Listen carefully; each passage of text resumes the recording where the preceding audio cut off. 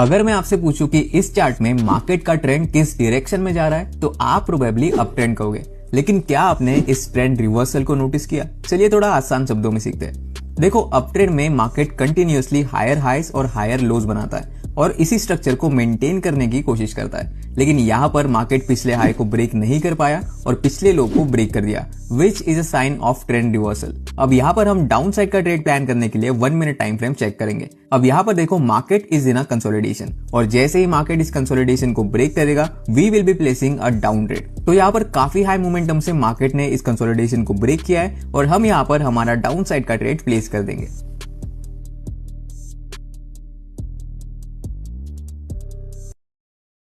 इस पैटर्न को समझकर आप पहले ही पता लगा लोगे कि प्राइस ऊपर जाने वाला है। चार्ट साइकोलॉजी सीरीज में आपका स्वागत है। सपोज मार्केट कंटिन्यूअसली नीचे गिरते जा रहा है। गिरते टाइम प्राइस 3 बार टिप खाता है। टिप खाते खाते इसका साइज छोटा होते जा रहा था, मानो सेलर किसी के मुंह पे घुसते हुए खत्म होते जा रहे हैं। So this is falling bad chart pattern. मतलब जो लोग प्राइस को नीचे ले जा रहे थे उनका इंटरेस्ट धीरे धीरे कम होते जा रहा है और बहुत ज्यादा चांस है कि प्राइस सीधा ऊपर जाएगा। ध्यान रहे, प्राइस ऊपर जाते टाइम जैसे ही इन पॉइंट की सीधी लाइन को ब्रेक करता है और नेक्स्ट कैंडल इसके टॉप को ब्रेक करते हुए ऊपर जाती है, वैसे ही हम लाइन ब्रेक कर रही कैंडल की प्रीवियस कैंडल के लो का स्टॉप लॉस रखकर एंट्री लेकर बढ़िया प्रॉफिट बुक कर सकते हैं। चार्ट में पैटर्न कुछ इन तरीकों से दिखता है। कोई भी डाउट हो आप कमेंट बॉक्स में पूछ सकते हैं।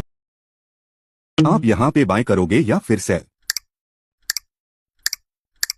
Let's review the chart together. We know the previous day's close price acts as a key level of support or resistance. अगर प्राइस गैप अप ओपन होने के बाद इस लेवल पे आता है और बाउंस बैक करता है, it signals that buyers are defending it, which can lead to upward momentum.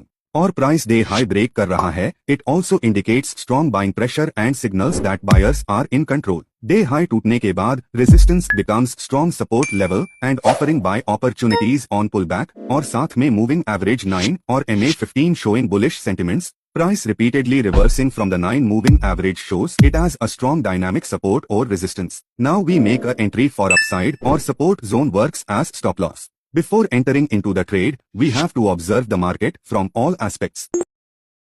Traders, यहाँ पे आपकी साइकोलॉजी क्या होगी, बाय साइड जाने की या सेल साइड जाने की? बिकॉज अब मार्केट एक रेजिस्टेंस को फॉलो कर रहा था and then finally healthy buying candle के साथ में इस रेजिस्टेंस का ब्रेकआउट देता है मार्केट। तो यहाँ पे रिटेल थिंकिंग क्या होगी कि बाय साइड जाना है, बिकॉज अब हमें सिखाया भी यही गया है, जब भी सपोर्ट रेजिस्टेंस का ब्रेकआउट हो तो उस साइड में ट्रेड बनानी चाहिए। तो चलो देखते हैं मार्केट क्या करता है। ये क्या, मार्केट ने तो सब बायर्स को आउट कर दिया। तो बेसिकली रिटेलर्स के साथ में यही होता है, उनको सेटअप दिखाया जाता है बाइंग का, लेकिन मार्केट जाता है सेल साइड में। इसे ही स्टॉप लॉस हंटिंग कहते हैं। हमारी एंट्री इस ब्रेकआउट के बाद में हेल्दी सेलिंग कैंडल पे होगी एंड 1:3 हमारा टारगेट होगा, जो कि एक ही कैंडल में मार्केट ने दे दिया।